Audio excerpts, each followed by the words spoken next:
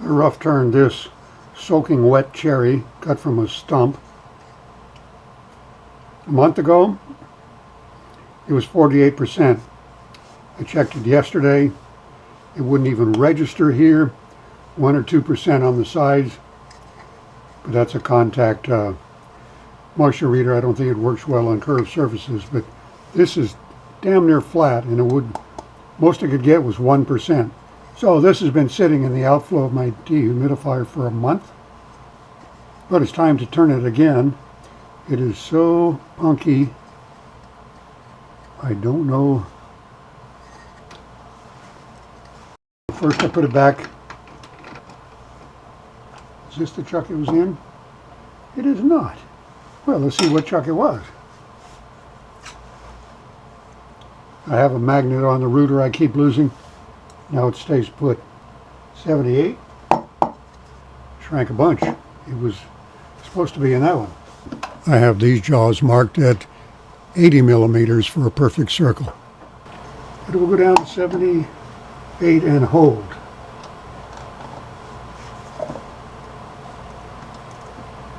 Oh yeah, off with this one.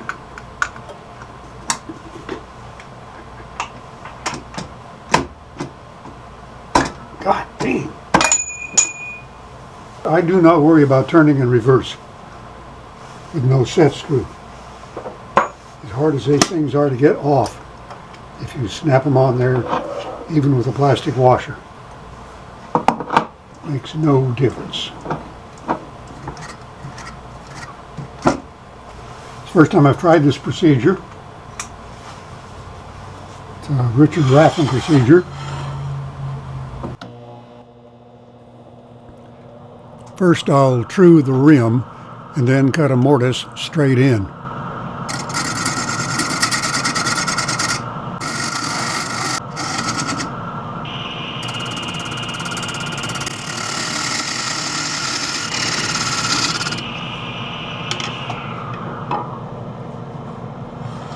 Now I can turn the bowl around, true the tenon, and turn the outside.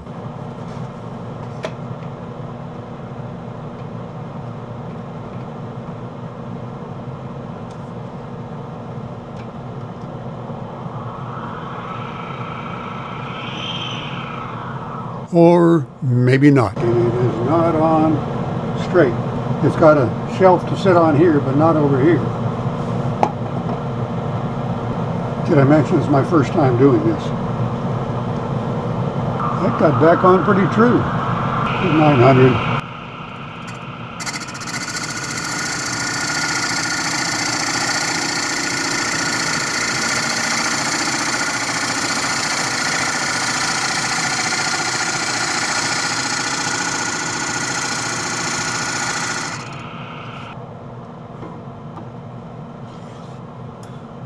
Now there's a shoulder all the way around. Now we find the tenon and turn the outside.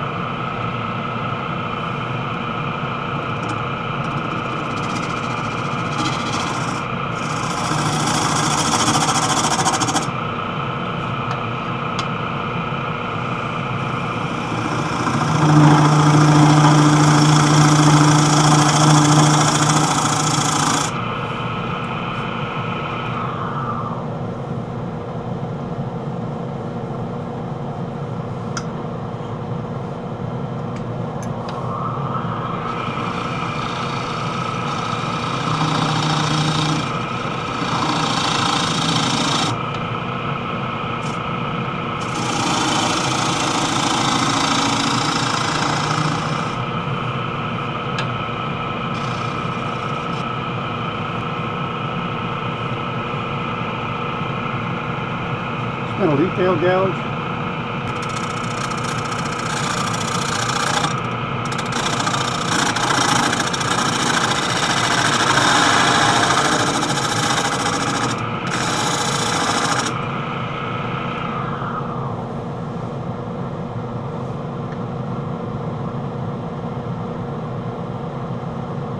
Got to come in just a hair more, and I do not want to. We're down to 78.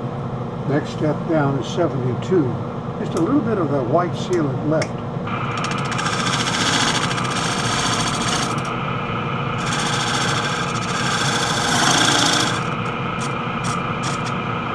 Okay, I hope that does it. 1/2 inch bowl gouge.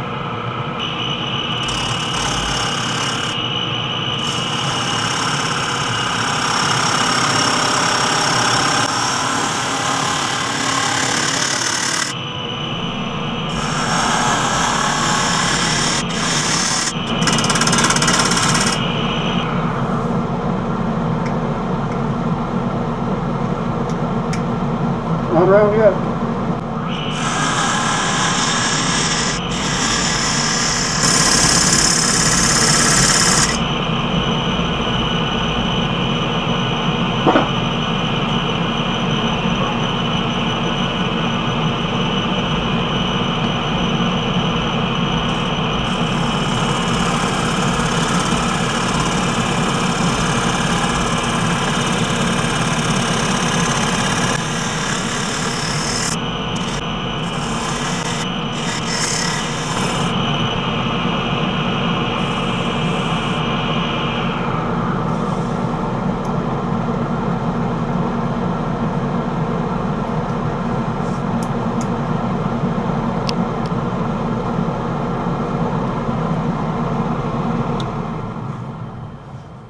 Well, now I don't know whether to try to keep going and eliminate all this tear out or leave those as a feature, which means I really can't put the axe on here. I'll have to put something else, because the axe paste will fill these holes and I have to dig them out with a toothbrush. Don't want to do that. What I'm going to do,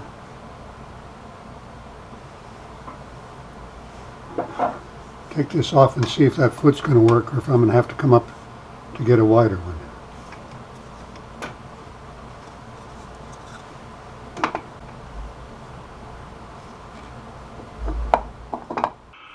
There's plenty of wood in the bottom of the bowl, so I'll just take that foot off and make another one a little higher up where it's wider.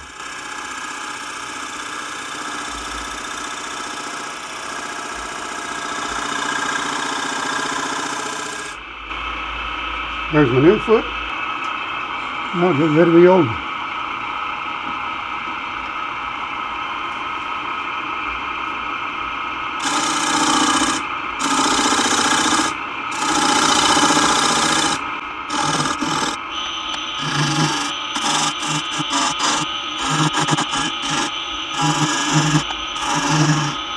Well, it's just deep enough to survive sanding. Dome in the middle, it's got to come down.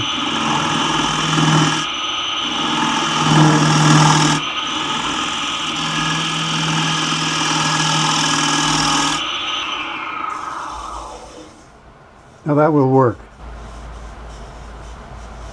Boy, that's pretty smooth, if you ignore the tear out. I sanded 180, 240, and 320.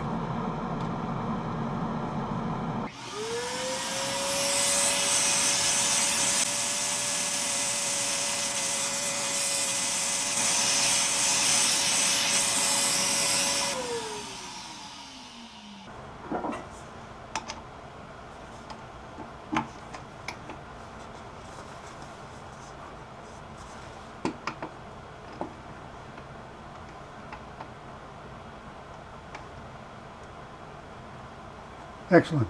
Very close to perfect circle.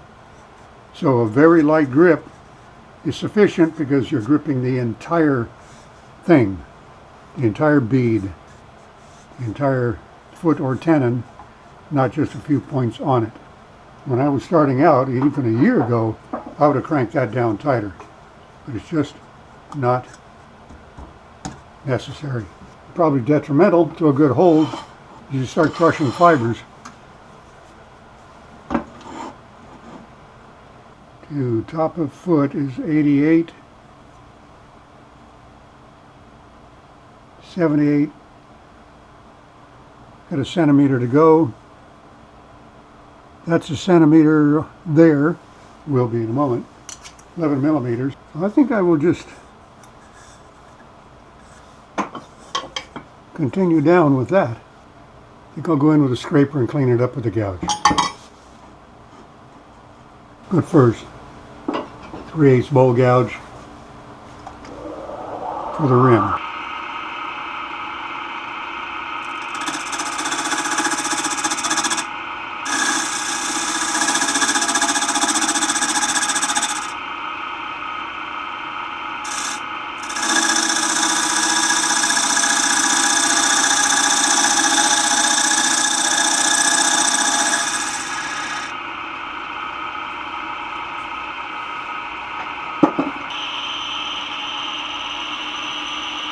1200.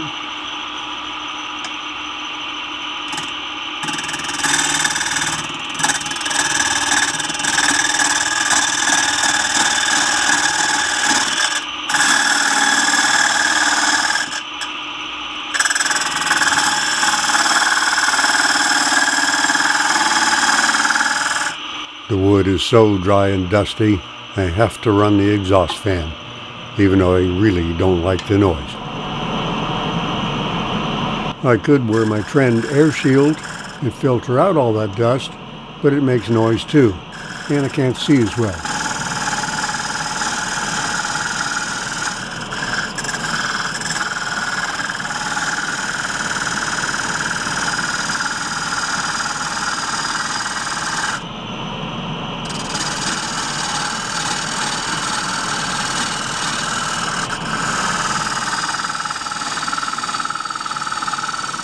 I go down about an inch or so at one time with a scraper, finish with a gouge, and then continue down with the scraper.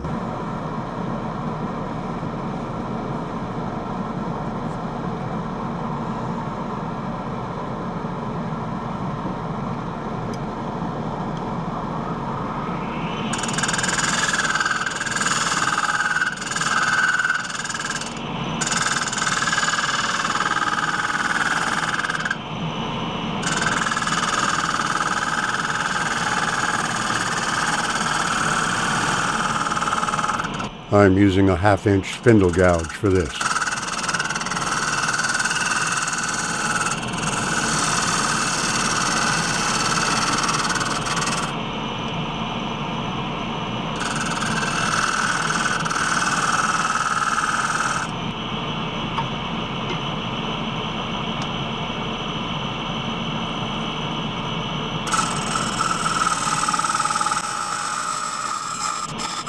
Working that far over the tool rest with a small scraper is becoming uncomfortable. Long ways to go with that.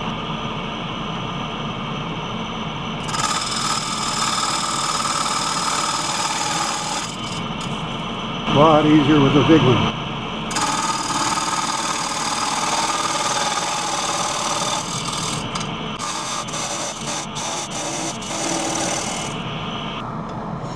I can get in a little bit farther with this one.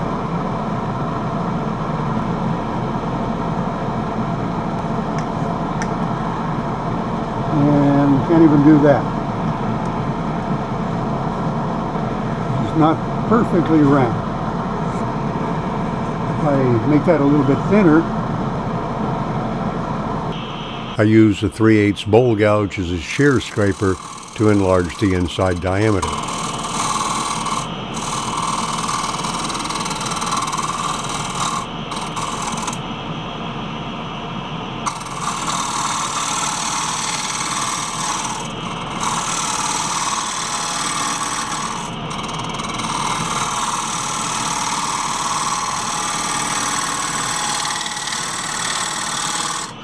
Now the tool rest will fit inside the bowl and shorten the overhang for the scraper. I continue to use the bowl gouge as a shear scraper to blend the new diameter, the new thickness, with the rest of it.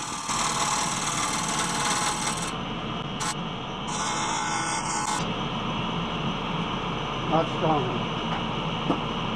I exchanged the 3/8 for the stronger 1/2 inch bowl gouge to finish.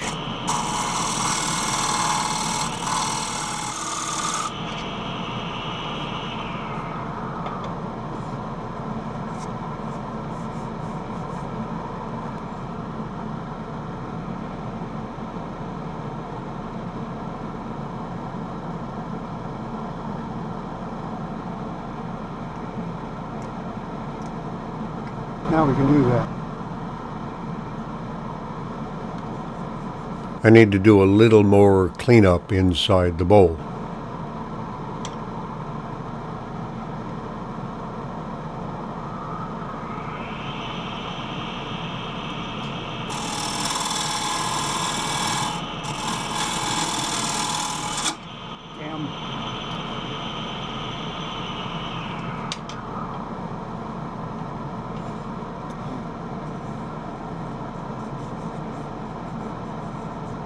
not too bad. Scraper from here on out. Use my big round one.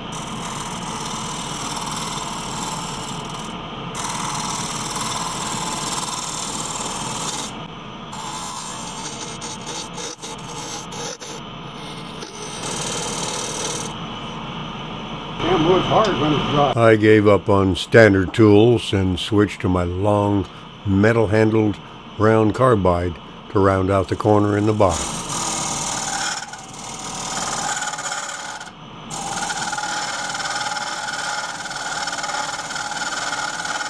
Not particularly fun.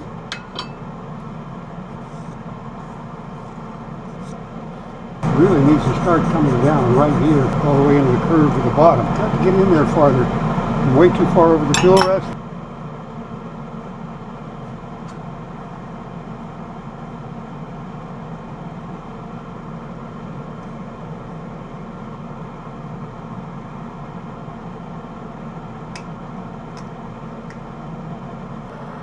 Now I can get in much closer to where I'm working.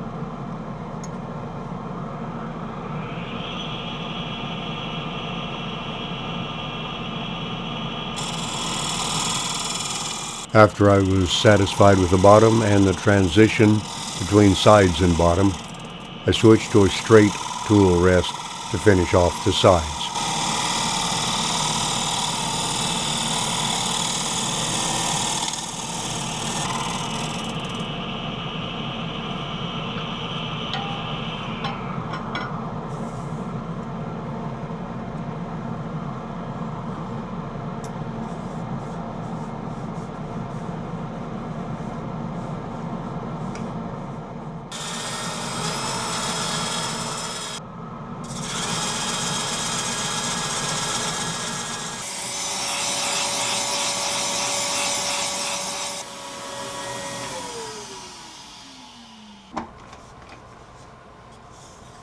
There it is, an acne-scarred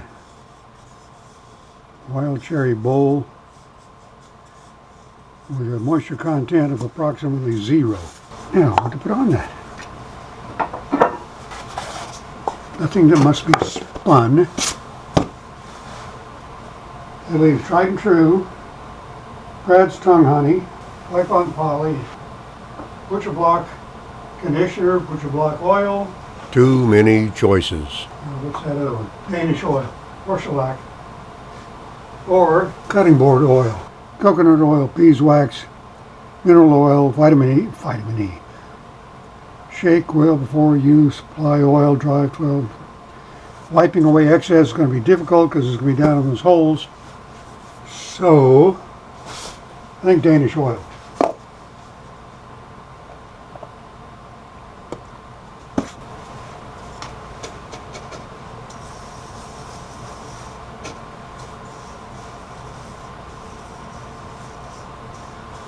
Going to bring out the wood character nicely, I think. Thirsty wood. That came all the way to the inside from the outside through some of those rough spots.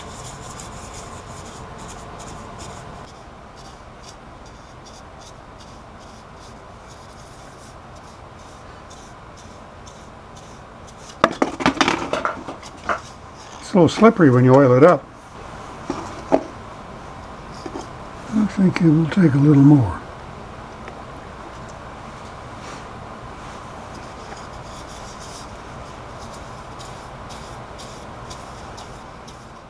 Needs a little more. Right here.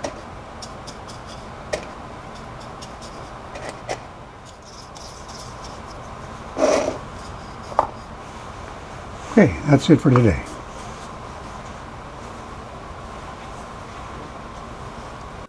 That was the first time I'd tried that method of second turning a bowl. It came out much better, much easier the second time. Thanks for watching.